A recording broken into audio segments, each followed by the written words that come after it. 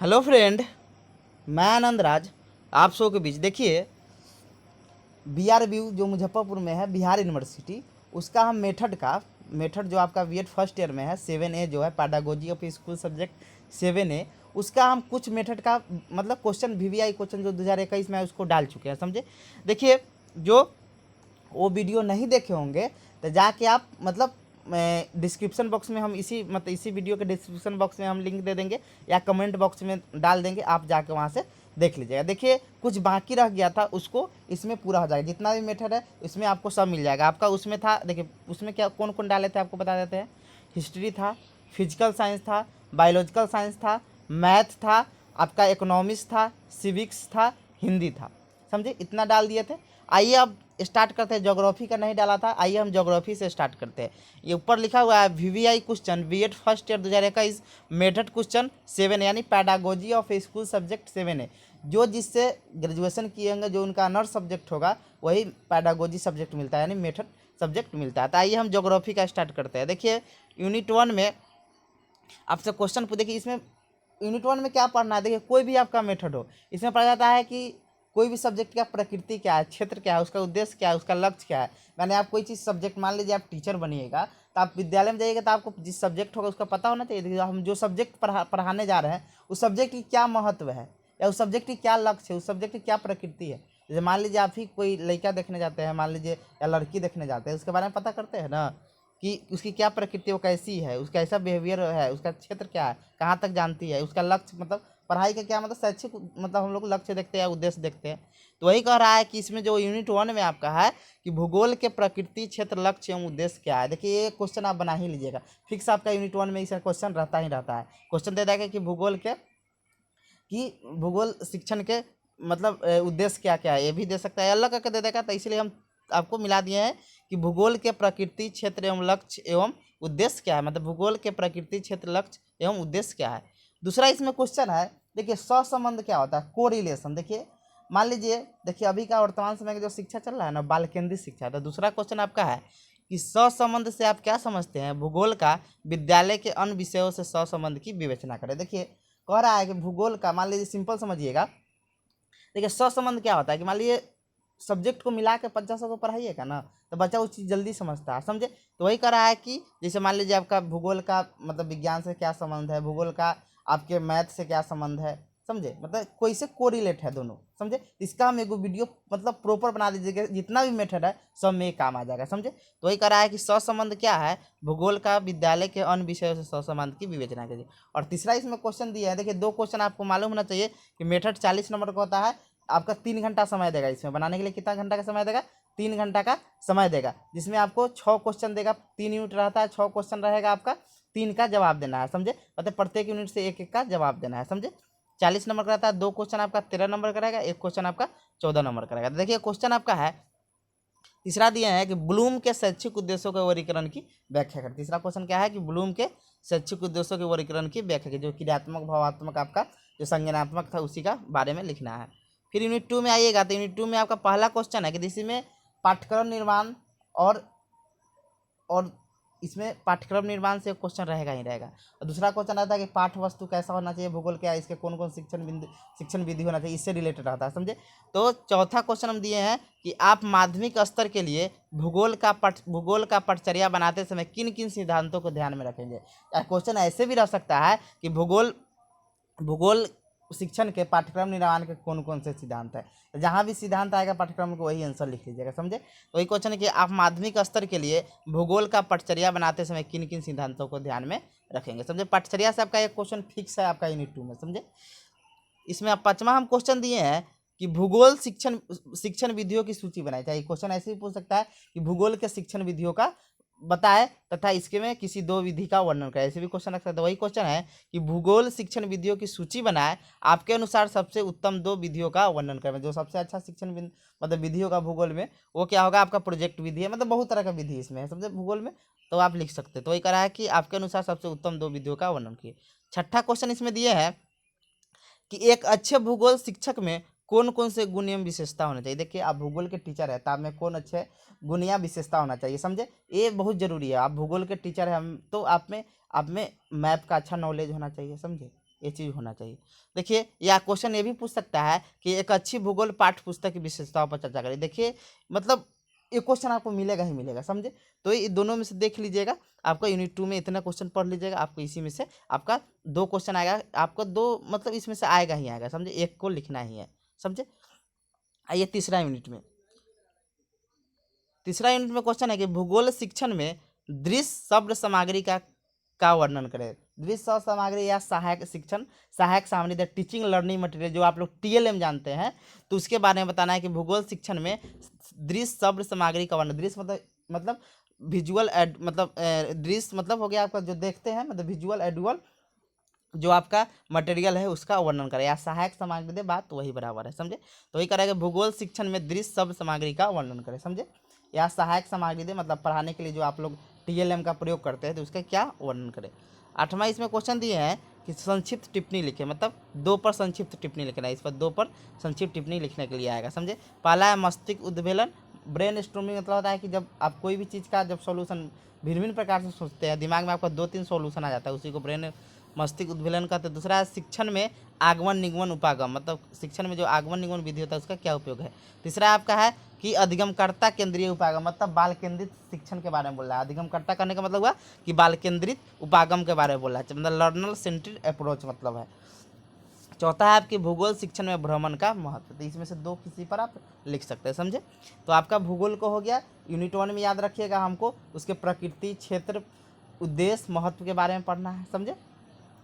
दूसरा आपका सहसंबंध यूनिट 1 में पढ़ लीजिएगा कि दूसरा क्वेश्चन सहसंबंध क्या है, विद्यालय के अन्य विषय से सहसंबंध की क्या महत्व, समझे। ये 2 क्वेश्चन आप पढ़ लीजिएगा, आपका एग्जाम में आएगा ही आएगा, समझे। कि प्रकृति क्षेत्र पढ़ लीजिएगा, दूसरा पढ़ लीजिएगा सहसंबंध क्या, तीसरा ब्लूम के शैक्षिक मतलब उद्देश्य के वर्गीकरण देख लीजिएगा, जो क्रियात्मक है, भावात्मक है, आपका संज्ञानात्मक है, समझे। ये देख लीजिएगा।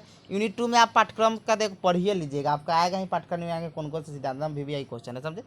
फिर पढ़ लीजिएगा कौन कौन शिक्षण विधि है। मान लीजिए आप टीचर बनिएगा भूगोल का, तो आपको मालूम होना चाहिए कि भूगोल को हम किन किन शिक्षण विधियों से पढ़ा सकते हैं, तो ये आप कर लीजिएगा। फिर अच्छे भूगोल शिक्षा में कौन कौन से गुण विशेषता होती है ये भी कर लीजिएगा, और भूगोल पाठ्य पुस्तक की विशेषता पर ही चर्चा कर लीजिएगा। यूनिट 3 में आप मतलब शिक्षण जो सामग्री, सहायक सामग्री होता है जिसे दृश्य श्रव्य सामग्री भी कहते हैं, उसका भी देख लीजिएगा।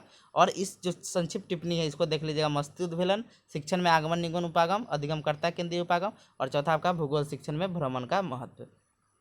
आइए अब देखते हैं कंप्यूटर साइंस मेथड जिनका होगा उनका इंपॉर्टेंट क्वेश्चन जो आपके एग्जाम में आएगा 2021 के एग्जाम में। देखिए, कंप्यूटर साइंस जिनका भी होगा, जो बीसीए किए होंगे, ये सब जो किए होंगे उनको कंप्यूटर साइंस मिलता है। देखिए, यूनिट 1 में क्वेश्चन आप पढ़ लीजिएगा कि कंप्यूटर शिक्षण के प्रकृति, क्षेत्र, उद्देश्य और महत्व का होना चाहिए। मान लीजिए कंप्यूटर आप पढ़ा रहे हैं तो उसका प्रकृति क्या है, नेचर क्या है, उसका क्षेत्र स्कोप क्या है, आप पढ़ा रहे हैं उसका आगे जाके काम करेगा कि नहीं करेगा, ये सब। उसका उद्देश्य क्या है, मतलब आपका पर्पस किस पर्पस से पढ़ा रहे हैं कंप्यूटर, समझे। या उसका महत्व क्या है, आपके लाइफ में उसका मतलब महत्व क्या है, समझे। दूसरा क्वेश्चन है कि कंप्यूटर विज्ञान का विद्यालय के अन्य विषयों के साथ सहसंबंध बताए। देखिए, आज जितना भी सब्जेक्ट है, देखिए जितना भी सब्जेक्ट है बिना कंप्यूटर के आप नहीं पढ़ा सकते। देखिए, कंप्यूटर से वो चीज़ आसान हो जाता है, समझे। तो ये सहसंबंध आप बता सकते हैं, कंप्यूटर विज्ञान का विद्यालय के अन्य विषयों के साथ सहसंबंध बताया। तीसरा क्वेश्चन दिए हैं कि उचित उदाहरणों के साथ कंप्यूटर विज्ञान शिक्षण के लक्ष्यों का वर्णन करें। कि क्या क्या लक्ष्य होगा, समझे। तो वही करा है कि उचित उदाहरणों के साथ कंप्यूटर विज्ञान शिक्षण के लक्ष्यों का वर्णन करें। इसे 3 क्वेश्चन देख लीजिएगा। दूसरा इसमें यूनिट है पाठ्यक्रम से रिलेटेड क्वेश्चन आएगा ही आगे आपको बताया है। तो पाठ्यक्रम से आप क्या समझते हैं, पाठ्यक्रम शिक्षण के पाठ्यक्रम के संदर्भ में एनसीए 2005 या बीसीए 2008 की समीक्षा करें। मतलब कह रहा है पाठ्यक्रम से आप क्या समझते हैं, या सिद्धांत भी आपसे पूछ सकता है कि पाठ्यक्रम से आप क्या समझते हैं, इसके विभिन्न इसके सिद्धांत निर्माण की प्रक्रिया का वर्णन करें। या ऐसे भी पूछ सकता है कि पाठ्यक्रम से आप क्या समझते हैं, कंप्यूटर शिक्षण के पाठ्यक्रम के संदर्भ में एनसीए 2005। देखिए, केंद्र मतलब क्या बोलते हैं केंद्र स्तर पर, मतलब पूरा अथी क्या भारत में जो पाठ्यक्रम बनाती है वो एनसीए बनाती है, नेशनल करिकुलम फ्रेमवर्क 2005। और बिहार में जो बनाती है बीसीए, मतलब बिहार करिकुलम फ्रेमवर्क 2008 की, मतलब ये 8 में बना हुआ था। एनसीएफ का बना था 2005 में। तो किसी मतलब देखिए बीसीएफ और एनसीएफ दोनों एक ही जैसा है, समझे। तो कोई भी पूछे आप एक ही लिख दीजिएगा, वो हो जाएगा, समझे। 5वां क्वेश्चन है कि कंप्यूटर शिक्षण के विभिन्न विधियों के नाम बताए, कंप्यूटर शिक्षण किसी एक विधि का वर्णन करें। मान लीजिए आप कंप्यूटर पढ़ाने जाइए तो कौन कौन विधि का आप चयन कर सकते हैं उसके बारे में बताना है, समझे। 6वां इसमें क्वेश्चन है कि भारत में कंप्यूटर के इतिहास का चर्चा करें। मतलब भारत में कंप्यूटर के इतिहास पर चर्चा करें, समझे, कि कैसे कैसे कंप्यूटर आया। फिर आपका यूनिट 3 है आपका कि कंप्यूटर सहायक अनुदेशन क्या है, मतलब कंप्यूटर का जो सामग्री होता है, मतलब कंप्यूटर असिस्टेंट इंस्ट्रक्शन क्या है, तो उसके बारे में बताना है। और 8वां क्वेश्चन है कि क्या आप प्रोजेक्ट विधि का प्रयोग कंप्यूटर विज्ञान शिक्षण के लिए कैसे करेंगे, मतलब वो कह रहा है कि आप प्रोजेक्ट विधि का उपयोग कंप्यूटर, देखिए समस्या समाधान पूछ चुका है, समझे। तो आप वही क्वेश्चन आएगा कि आप प्रोजेक्ट विधि का प्रयोग कंप्यूटर विज्ञान शिक्षण के लिए कैसे करेंगे, समझे। तो एक शिक्षण विधि से आपका क्वेश्चन रहेगा ही रहेगा। तो एक कंप्यूटर साइंस का हो गया, समझे। तो कंप्यूटर के बारे में आप देख लीजिएगा कि प्रकृति क्षेत्र पढ़ लीजिएगा यूनिट 1 में। दूसरा में पढ़ लीजिएगा सहसंबंध क्या है, कोरिलेशन क्या है, कंप्यूटर विज्ञान का जो अनविशेष है क्या संबंध है। और दूसरा यूनिट में तो पाठ्यक्रम पढ़वे कीजिएगा, दूसरा यूनिट में तो पाठ्यक्रम से आपका क्वेश्चन एक रहेगा और फिर शिक्षण विधि पढ़ लीजिएगा। और तीसरा में आप पढ़ लीजिएगा कि कंप्यूटर सहायक अनुदेशन क्या होता है, समझिए। अब आइए, आपका कंप्यूटर का हो गया। आइए आप देखते हैं मेथड क्वेश्चन इंग्लिश का। देखिए यूनिट 1 में क्वेश्चन है कि what are the major aim and objectives of the teaching English at the secondary level. करा कि जो माध्यमिक स्तर पर जो इंग्लिश का मतलब क्या उद्देश्य और क्या मतलब उद्देश्य और क्या लक्ष्य है।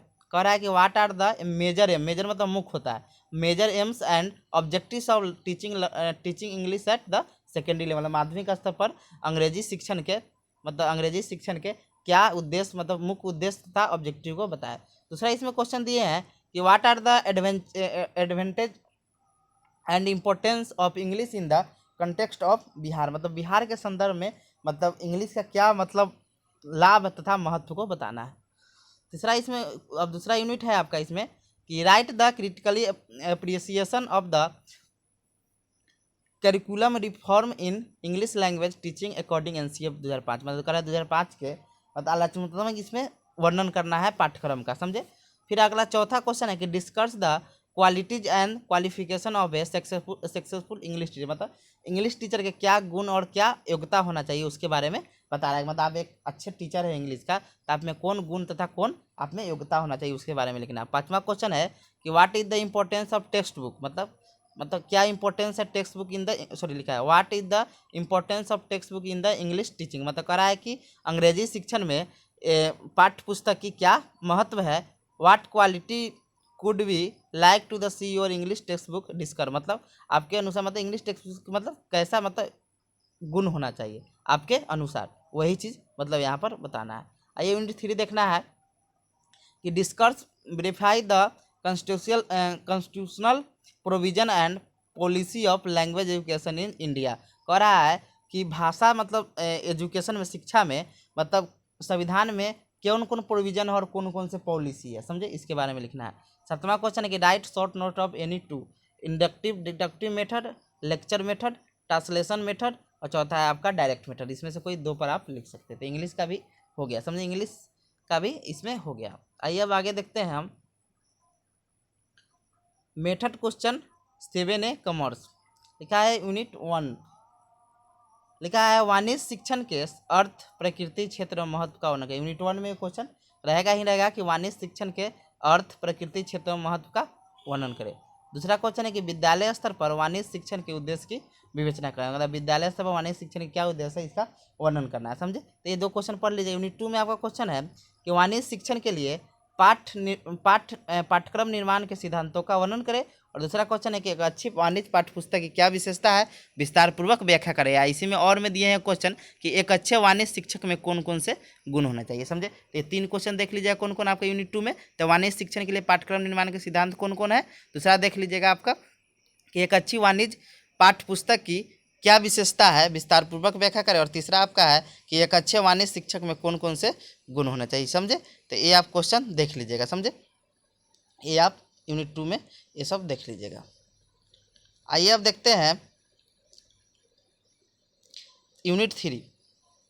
देखिए यूनिट 3 में आप 5वां क्वेश्चन पढ़ लीजिएगा कि वाणिज्य शिक्षण के विभिन्न प्रविधि या शिक्षण सूत्रों का वर्णन करें, मतलब कौन कौन विधि से आप पढ़ा सकते हैं। ये प्रविधि मतलब होता है टेक्निक, कौन कौन विधि या प्रविधि से आप पढ़ा सकते हैं। फिर आपका 6ठा क्वेश्चन है कि वाणिज्य शिक्षण हेतु शिक्षण सहायक सामग्रियों की सूची बनाइए तथा उनकी उपयुक्तता बताइए। ये वाणिज्य शिक्षण हेतु शिक्षक सहायक सामग्री जो होता है, देश सब सामग्री होता है, उसकी सूची बनाइए तथा उसकी उपयुक्तता बताइए। और 7वां क्वेश्चन है कि प्रोजेक्ट विधि क्या है, वाणिज्य के शिक्षण में यह किस प्रकार प्रयुक्त होता है। तो ये आप यूनिट 3 में इतना 3 क्वेश्चन पढ़ लीजिएगा। आइए अब आगे देखते हैं आपका होम साइंस है मेथड, जिनका गृह विज्ञान होगा होम साइंस होगा उनके लिए है। देखिए इसमें क्वेश्चन है, पहला पढ़ लीजिए, गृह विज्ञान के प्रकृति क्षेत्र या एवं नहीं होगा, क्षेत्र का वर्णन करें, मतलब ये नहीं है। गृह विज्ञान के प्रकृति क्षेत्र एवं महत्व का वर्णन करें, महत्व जोड़ लीजिएगा यहाँ पर, महत्व का वर्णन करें, यहाँ पर महत्व लिख लीजिएगा।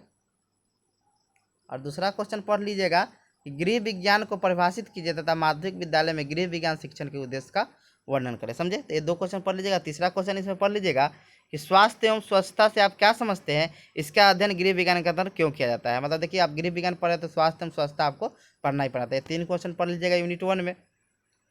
यूनिट 2 में आप पढ़ लीजिएगा, पटचर्या को परिभाषित कीजिए। आप माध्यमिक स्तर के लिए गृह विज्ञान का पटचर्या बनाते समय किन किन सिद्धांतों को ध्यान में रखेंगे। फिर अगला पढ़ लीजिएगा, एक अच्छी गृह विज्ञान पाठ्य पुस्तक की क्या क्या विशेषता है, विस्तार पूर्वक बताइए। और छठा क्वेश्चन पढ़ लीजिएगा कि गृह विज्ञान विषय में मूल्यांकन का स्वरूप कैसा होना चाहिए, वर्तमान मूल्यांकन पद्धति गुण दोषों की चर्चा करें। समझे, तो ये आप यूनिट 2 में पढ़ लीजिएगा। यूनिट 3 में आइए आप। यूनिट 3 में क्वेश्चन है कि माध्यमिक स्तर पर गृह विज्ञान शिक्षण में श्रव्य दृश्य सामग्री या सहायक सामग्री का वर्णन करें। और 8वां लास्ट पढ़ लीजिए, गृह विज्ञान शिक्षण के विभिन्न शिक्षण विधियों का वर्णन करें। तो ये आपका गृह विज्ञान का होगा। आइए अब लास्ट आपका संस्कृत है, मेथड।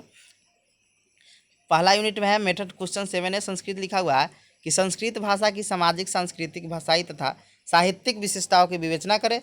और दूसरा पढ़ लीजिएगा कि संस्कृत भाषा के प्रकृति, क्षेत्र एवं महत्व का वर्णन करें। और तीसरा पढ़ लीजिएगा कि प्राचीन तथा शास्त्रीय भाषाओं के शिक्षण की चुनौतियों तथा सिद्धांतों की विवेचना करें। तो यूनिट 1 में पढ़ लीजिएगा आप। यूनिट 2 में आप पढ़ लीजिएगा कि संस्कृत भाषा की पाठ्य पुस्तक के महत्व तथा गुणों का विवेचना करें। और दूसरा इसमें पढ़ लीजिए, माध्यमिक कक्षाओं के लिए CBSE के वर्तमान संस्कृत पाठ्यक्रम की आलोचनात्मक विवेचना कीजिए। और इधर आप यूनिट 3 में पढ़ लीजिएगा कि संस्कृत भाषा शिक्षण में प्रयोग की जाने वाली विधियों तथा प्रविधियों की विवेचना करें। और सातवां पढ़ लीजिएगा, संस्कृत काव्य के शिक्षण के क्या उद्देश्य है, संस्कृत काव्य शिक्षण के पाठ्यजना के मुख्य चरणों का वर्णन करते हैं। ये संस्कृत का हो गया। देखिए जितना भी आपका मेथड था सबका हो गया है। जो पिछला हिस्ट्री, जो फिजिकल साइंस ये सब है, बायोलॉजी का, इस सबका नहीं मेथड जो देखे हैं, प्ले लिस्ट में जाके डिस्क्रिप्शन में आपको लिंक दे देंगे, वहाँ से जाके आप देख लीजिएगा। समझे। और देखिए जितना जल्दी आपका एग्जाम बहुत जल्दी होने वाला है, समझे, तो इसीलिए हम भी चाहते हैं कि कोर्स बहुत जल्दी आपका कंप्लीट हो जाए। तो यही बताने थे। तो आपका ये मेथड पूरा कंप्लीट हो गया। और देखिए जितना हम बता रहे हैं उतने पढ़िए। समझे, B.Ed एग्ज़ाम में नॉलेज से ज़्यादा लिखने का स्किल देखा जाता है। समझे, क्योंकि आपके पास नॉलेज बहुत ज़्यादा है। समझे, वहाँ पर देखा जाता है कि आप कैसे वहाँ पर रिप्रेजेंट कर रहे हैं, यही नंबर आपको ले आएगा। समझे, तो इसीलिए ज़्यादा नहीं पढ़िए, कम ही को पढ़िए, उसको अच्छा से पढ़िए। समझे, तो यही था।